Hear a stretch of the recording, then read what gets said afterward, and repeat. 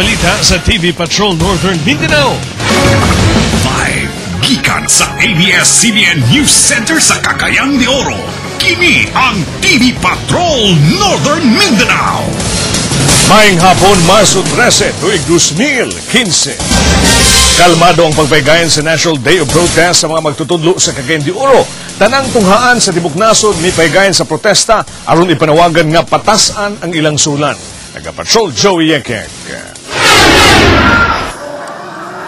23 katuig ng katudlo sa West City Central School sa Cagayan de Oro ang maestra nga si Teresa. Aminado siya nga kulang ang 24,000 nga suhulan matag bulan.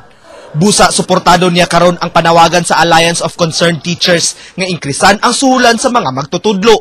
Suportado na ako ang dapat ma-increase among sweldo kay murag dugay-dugay na sad mi nga wala na increasean sa among sweldo para at least makatabang pud sa among kalisod. Sumala ni ACT-CDO Chairman Cornelio Salvaloza, tuig 2012 pa ulahing nag-increase og kapin 2,000 pesos ang suhulan sa mga magtutudlo sa Cagayan de Oro.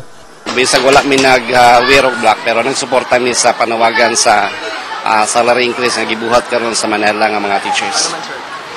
Mo'y nakita na mo nga mo'y usa sa mga paagi nga medyo matagaan og kanang gitawag nga living wage nga kanabang disente. Pebrero 24, nagsuot og pulang sanina og itom nga armband ang kapin 300 ka miyembro sa Alliance of Concerned Teachers gawa sa kapin 4,000 ka magtutudlo dinhi sa Cagayan de Oro. Joey Tagubayakyat, ABS-CBN News.